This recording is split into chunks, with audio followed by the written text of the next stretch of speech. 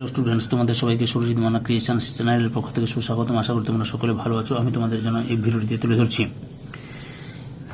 Class 7 তথা সপ্তম শ্রেণীর ভূগোলের তৃতীয় পর্যায়ক্রম মূল্যায়ন তথা 2024 সাল তৃতীয় পর্যায়ক্রম মূল্যায়ন তথা থার্ড ইউনিট টেস্ট তথা থার্ড সামেটিভ ইভ্যালুয়েশনের জন্য তোমাদের অধ্যায়ের কোন কোন সিলেবাসে তোমাদের ভূগোল বিষয়ের কোন কোন অধ্যায়গুলো পড়তে হবে, কত নম্বরের পরীক্ষা হবে, প্রশ্ন বিভাজন, প্রশ্নের ধরন এবং মোট কত নম্বর, এই নিয়ে একটা ভিডিও তৈরি করছি।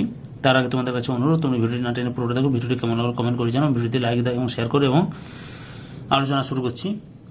তোমাদের কোন কোন অধ্যায়গুলো পড়তে হবে তৃতীয় পর্যায়ক্রম মূল্যায়নের জন্য। এই মধ্যশিক্ষা পর্ষদ প্রদত্ত সপ্তম শ্রেণীর ভূগোলের তৃতীয় পর্যায়ক্রম মূল্যায়নের রূপরেখা।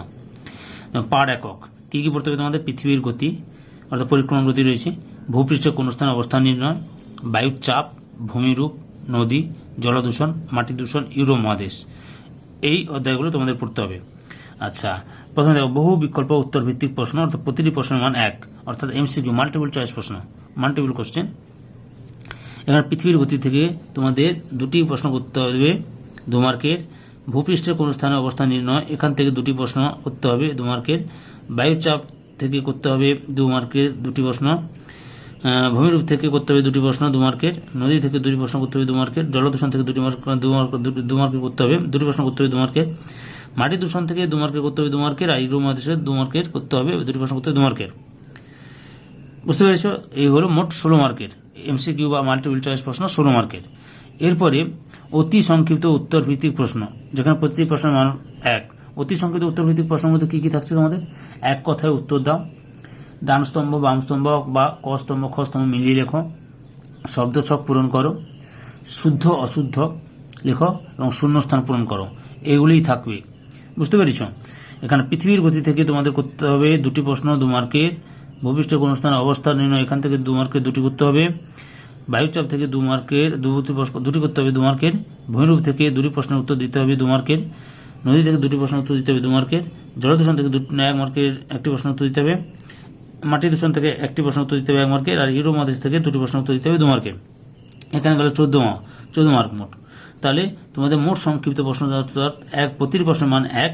এখানে তাহলে থাকছে মোট 14, 16, 14, 20, 30 মার্কের। বুঝতে পেরেছ? এরপর কি রয়েছে? সংক্ষিপ্ত উত্তরভিত্তিক প্রশ্ন, অর্থাৎ প্রশ্নমান প্রতিটি প্রশ্নের মান যেখানে 2, প্রতিটি প্রশ্নের মান 2। এখানে তোমাদের লক্ষ্য করো, পৃথিবীর গতি, ভূপৃষ্ঠে কোন স্থানে অবস্থান নির্ণয়, বায়ুর চাপ, ভূমিরূপ, নদী, এই 5টি অধ্যায় থেকে 2টি 2 মার্কের প্রশ্ন করতে হবে। 2টি 2 নম্বরের প্রশ্ন করতে হবে, 4, মোট 4। আর জলদূষণ এবং মাটি দূষণ থেকে 2 মার্কের 1টি প্রশ্ন করতে হবে, মোট 2। আর ইউরোপ মহাদেশ থেকে 1টি 2 মার্কের প্রশ্ন করতে হবে। এরপরে চলো সংক্ষিপ্ত ব্যাখ্যামূলক উত্তর ভিত্তিক প্রশ্ন, যেখানে প্রতিটি প্রশ্নের মান 3। এখানে পৃথিবীর গতি, ভূপৃষ্ঠের কোন স্থানে অবস্থান নির্ণয়, বায়ুর চাপ, ভূমিরূপ, নদী, এখান থেকে 5টি অধ্যায় থেকে তোমাদের 3 মার্কের 2টি প্রশ্ন করতে হবে। 3 মার্কের 2টি প্রশ্ন করতে হবে, মোট 6, 3 2 6। আর জলদূষণ এবং মাটি দূষণ থেকে 1টি 3 নম্বরের প্রশ্ন উত্তর দিতে হবে, 1টি 3 মার্কের প্রশ্নের উত্তর দিতে হবে। আর ইউরোপ মহাদেশ থেকেও 1টি 3 মার্কের প্রশ্ন উত্তর দিতে হবে। এই করে মোট 3 মার্কের প্রশ্ন তোমাদের মোট প্রশ্ন হচ্ছে 12টি, 12 প্রশ্ন 12 নম্বরের। মোট 3 নম্বরের প্রশ্ন 12, আর মোট 2 নম্বরের প্রশ্ন মোট 8। তাহলে এই করে 12 8 20। তাহলে 20 আর 30 16 14 8 12 দিয়ে মোট চলে গেল কত? 30 20 50 মার্কে চলে গেল, আর বাকি 20 মার্কে থাকছে। ব্যাখ্যামূলক উত্তর ভিত্তিক প্রশ্ন, প্রশ্নমান 5। এখানে তোমাদের প্রতিটি প্রশ্নের মান 5, অর্থাৎ বড় প্রশ্নের উত্তর দিতে হবে, 5 নম্বরের লং কোশ্চেন। আচ্ছা, তোমার এখানে এই যে পৃথিবীর গতি, কোন ভূপৃষ্ঠে কোন স্থানে অবস্থান নির্ণয়, বায়ুচাপ, ভূমিরূপ, নদী থেকে মোট 3টি বড় প্রশ্ন আসবে, যার প্রতিটি প্রশ্নের মান হচ্ছে 5, অর্থাৎ 5 থেকে 15 নম্বরের প্রশ্ন। আচ্ছা, জলদূষণ মাটি দূষণ থেকে কোনো বড় প্রশ্ন আসবে না।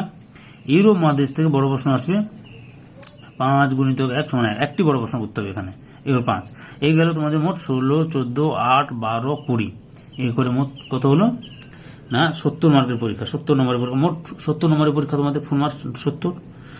আচ্ছা, এখানে দেখো পৃথিবীর গতি, ভূপৃষ্ঠে কোন স্থানে অবস্থান নির্ণয়, বায়ুচাপ, ভূমিরূপ, নদী থেকে মোট 45 নম্বরের প্রশ্ন আসবে, 45 নম্বরের প্রশ্ন। বুঝতে পারলো? পারলে 35 নম্বরের প্রশ্নের উত্তর দিতে হবে তোমাদের। আর জলদূষণ মাটি দূষণ থেকে 11 নম্বরের প্রশ্নের উত্তর দিতে হবে। আর ইউরোপ মহাদেশ থেকে 14 নম্বরের প্রশ্ন উত্তর দিতে হবে। এই মোট 76 নম্বরের প্রশ্নের উত্তর দিতে হবে। তাহলে তোমরা বুঝতে পারলে যে ক্লাস 7-এর তৃতীয় পর্যায়ক্রমিক মূল্যায়নের জন্য ভূগোলের কি কি অধ্যায়গুলো পড়তে হবে, কীরকম প্রশ্ন আসবে, প্রশ্নের ধরন, প্রশ্নের মান, ফুল মার্কস কত, বুঝতে পেরেছ? সম্পূর্ণ ভিডিওটি দেখার জন্য তোমাদের সবাইকে অসংখ্য ধন্যবাদ।